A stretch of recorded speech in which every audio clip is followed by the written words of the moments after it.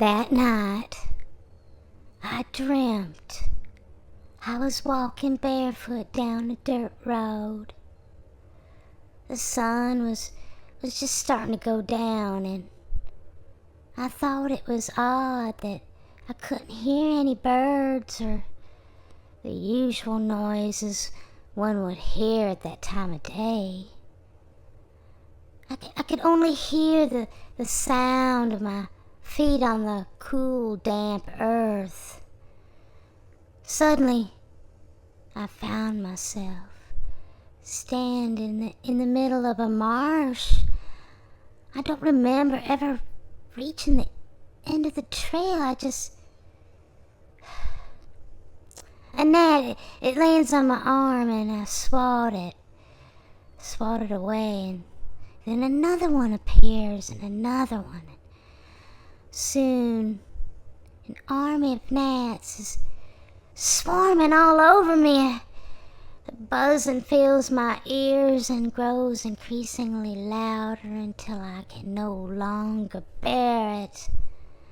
I'm spinning in circles, swatting in every direction, desperately trying to escape their capture, and then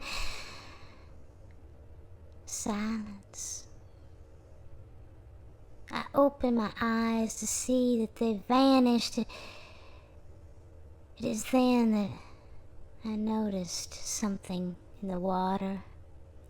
It takes me a moment to realize it's a body, a woman's face, down murky water, pale, peeling skin, matted black hair coated in blood and leaves.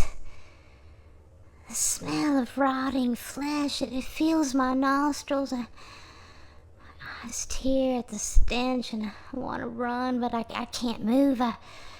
It's like I've been bolted right to the ground. I hear buzzing again. It's the gnats, and they've returned. This time, though, it's not for me. As they fly towards the water, the body bobs up and down slightly before slowly turning over to reveal a face. It's a face that I recognize. Mrs. Daniels. She lives in a white brick house down the road, surrounded by rose bushes and small wooden crosses. It's the only house in town that doesn't look old and slightly abandoned. She's the kind of woman who isn't very bright or very pretty, but not particularly extraordinary in any way, but she's the pastor's wife, and in a small Christian town like this, that makes you like royalty. Now, one by one, the gnats begin to land on her body, covering her like a cloak. They fill her mouth, her ears, and burrow into her skin. On the other side of the water, tall grass parts to reveal a car that's wrecked and damaged. Mrs. Daniels' lifeless eyes slowly started to turn towards me. Her mouth, still filled with gnats, it opens unnaturally wide, releasing a piercing scream. I quickly sat up in bed. My breathing is heavy. I look at the clock. It's 7:18 a.m. I take in my surroundings. The sun is spilled underneath the lace curtains, giving the room a warm glow. There was silence except for the faint sound of sizzling bacon coming from the kitchen downstairs. How would I have Such a dark dream. And why was it all about Mrs. Daniels of all people? I don't really see her that often, you know. I mostly saw her on Sunday service or occasionally around town, but usually with her son, who I also don't see very often, with him being in elementary and me starting the 8th grade once the summer ends. But I make my way out of bed and it was just a dream. Just a dream. I whispered to myself. It's not real. Breakfast is small and simple as always. 2 boiled eggs, 3 slices of bacon, and only a half a cup of orange juice. My mother says that we should eat in small portions so as to avoid the sin of gluttony. She doesn't know that sometimes I walk past her cracked bedroom door to see her standing in front of the mirror, pinching her stomach and her thighs. Did you say, Daniels? The body and the gnats and the smell of that rotten flesh and the damaged car. Her expression is just neutral, but, well, there's a shift in her eyes that I really can't name. And after I'm done, there's a brief, heavy silence. The devil has gotten into you. She's unnaturally still. I'm unsure how to respond, so I don't say nothing. Only a child tempted by the devil would have such a dream. It's so horrid. God would not give such a demonic dream to a devout and faithful servant. Those dreams are for the wicked.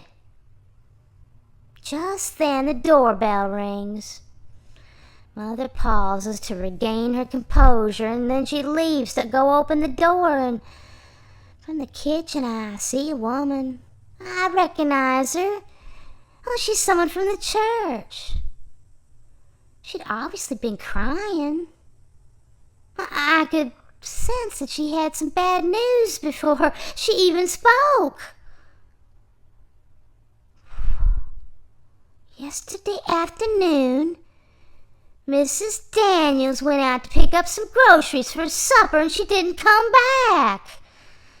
Her husband, Pastor Mike, he called the police and they found her, but it was too late. Time slows as I feel like I've stepped outside of my body. Everything is a blur and I can only make out bits and pieces of the conversation. Driving home, a crash. The car skids off the road and tumbles down a hill towards the marsh. The body, it crashes through the window and lands in the water. It's a great loss. The funeral's Saturday. God bless her soul. My dream, it came true. The marsh, the damaged car, Mrs. Daniels in the water, everything I dreamt actually happened. Mother says her goodbyes and condolences before shutting the door. And she stands there, hands still on the doorknob. The next moment, she's in the kitchen, towering over me, eyes bulging out of her head. You evil, wicked child! She grabs my hair and she yanks me out of my seat and throws me onto the floor. I will not allow a witch to live under my roof. She's dragging me across the floor now. Wicked child, evil, defile, Ugh, you devil child, servant of Satan! She's dragging me towards the warrior room. A small linen closet with a painting of Jesus and Bible passages on the walls. Any time I was wicked, which could be as simple as forgetting to pray over my food before eating, I would be sent to the warrior room to read scriptures and purify myself with the words of Christ. I'm screaming now. I'm telling her to stop. I tell her she's crazy. But to her, my anger is just proof that there's a demon inside me that needs to get out. You stay here until you have been freed from Satan's grasp. She slams the door right in my face before locking me in, and I lay on the floor, a heartbeat in my head where my hair was grabbed. I don't cry. I've already shed many tears in this room over the years. Spent hours on my knees, looking up at that painting of our Savior, asking if you could just make my mother kind. He never answered. Images from the dream flashed into my mind while I was in bed dreaming about her. I was all alone in the marsh rotting. I had predicted her death, but what does that mean? I dreamt about death and then it happens? Will there be more dreams like this? Is this a blessing or a curse? I can't tell. I waited to see if Mother could or would open the door, but she never came. The floor was so cold. Sleep eventually finds me and torment continues. I can see in my dream a church house down the road. It's Pastor Mike's church, located at the edge of town. There are cornfields on both sides of the road that stretch for miles. I began walking. Minutes go by, and yet the church still remains down the road, and I'm not getting any closer. A crow screeches from behind me, and I turn to look, but I don't see any birds. When I turn back around, the front door of the church is right there before me.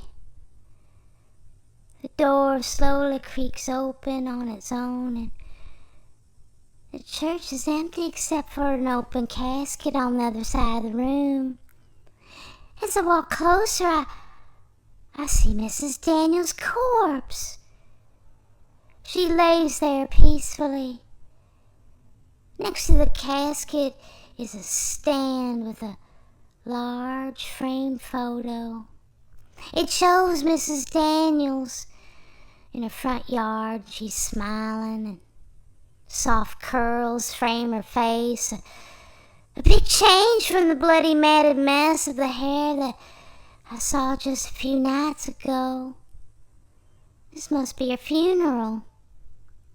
And then the back door of the church opens, and I hesitate, afraid of what I'll see on the other side. And slowly I walk through the door, and I hear creaking noises from above, and I look up and I see a man tumbling over the railing of the balcony.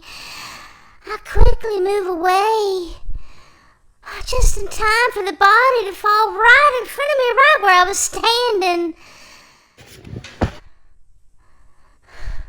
A beer bottle rolls out from his hands, and I stare at his face in horror. I know this man.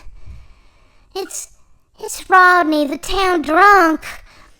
He's an overweight, middle-aged construction worker who still lives with his mother.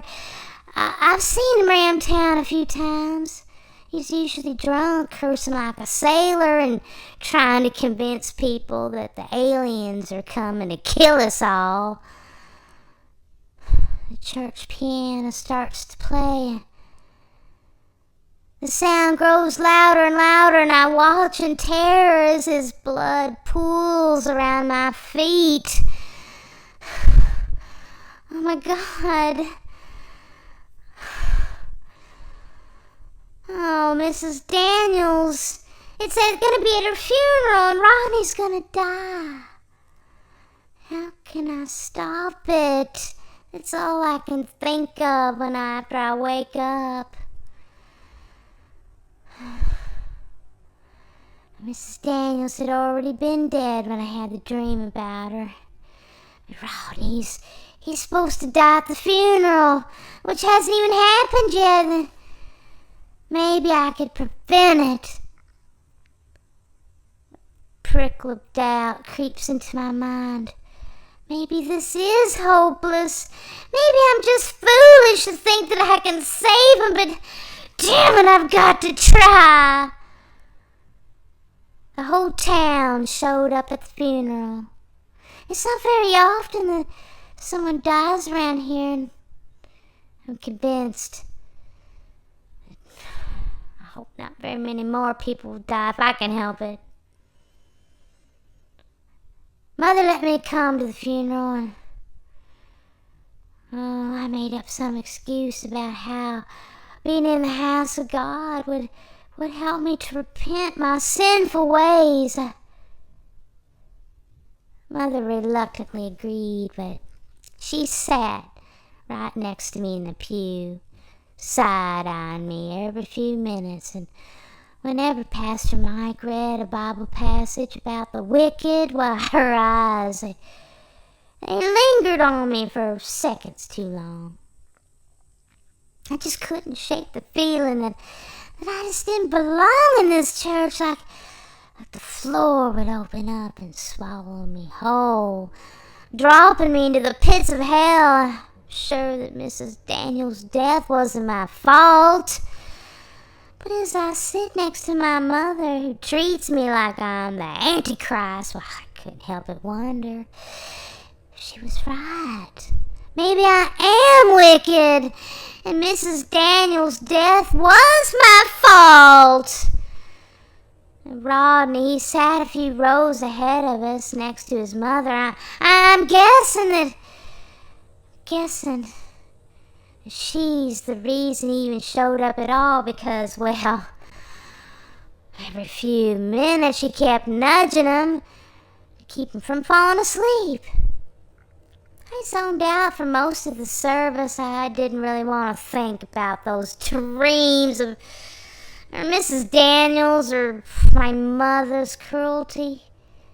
My main focus was saving Rodney's life. After the service, we remained in the church house for the reception, and there were fold-out tables with food that people brought from home, and I kept my eyes on Rodney, and Mother kept her eyes on me.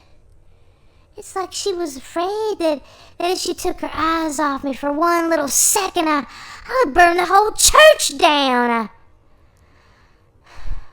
Eventually, it became harder for her to stay close to me because, well, she had to interact with all those people from the town and share condolences.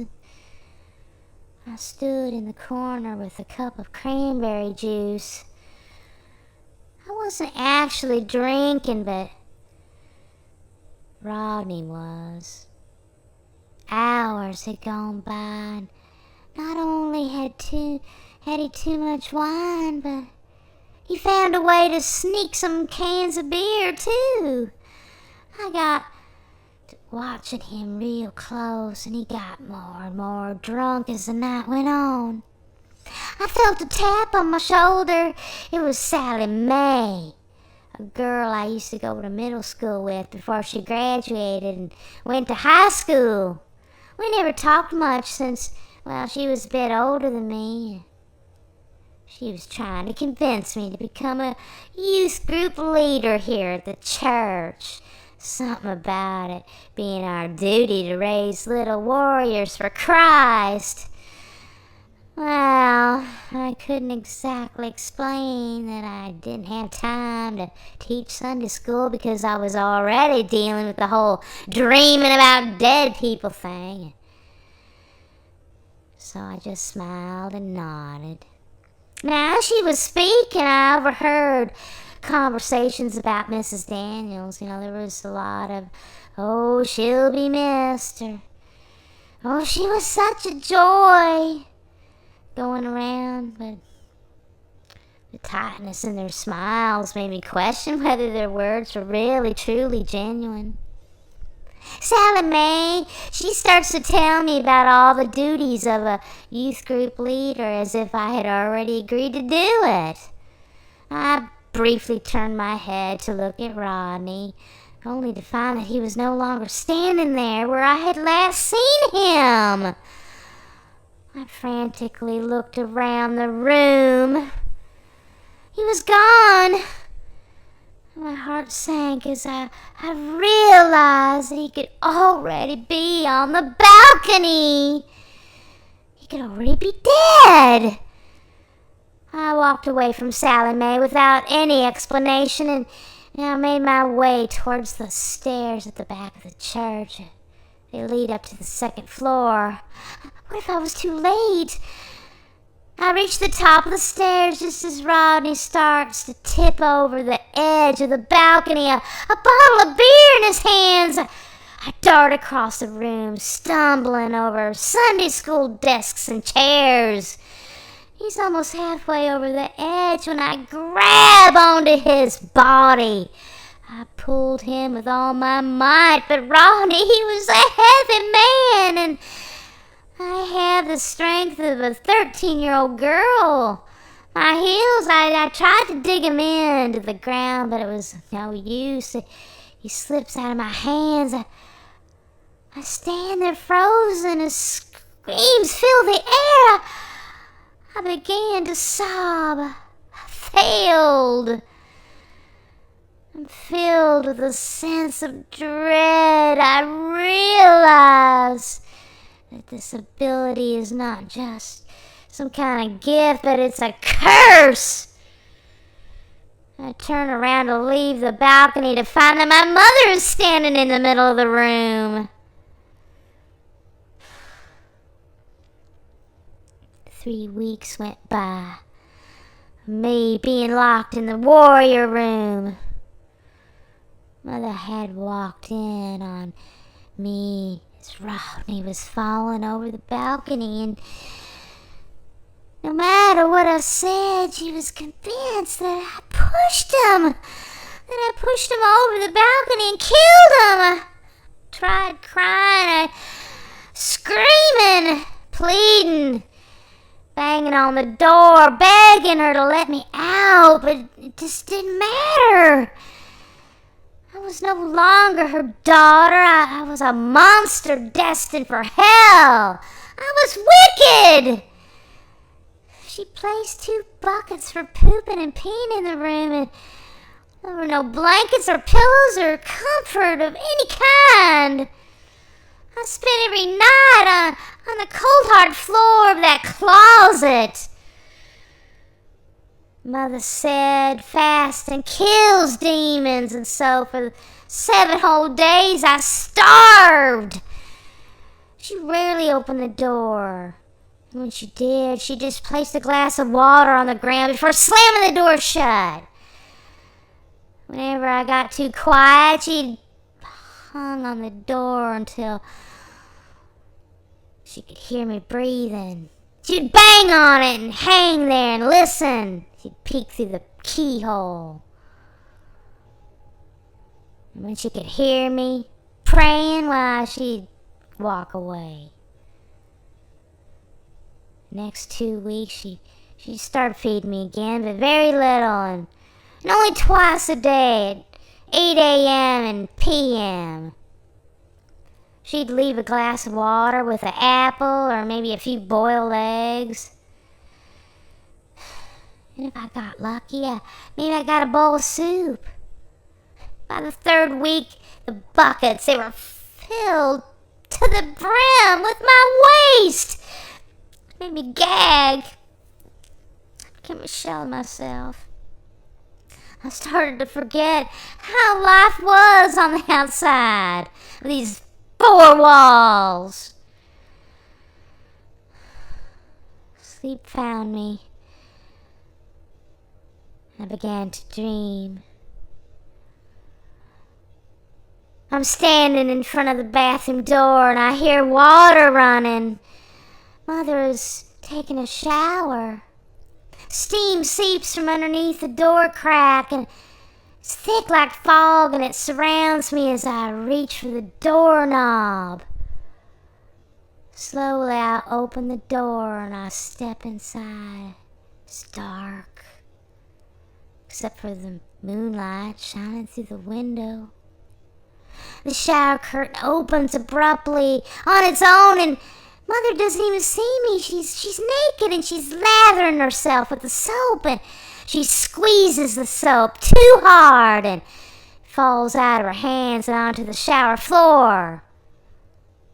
Mother accidentally steps on it and slips. It happens all so fast.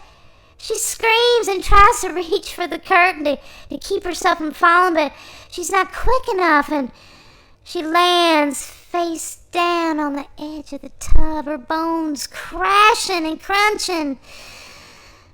I watch in silence as an unnatural amount of blood gushes from her face and fills the tub.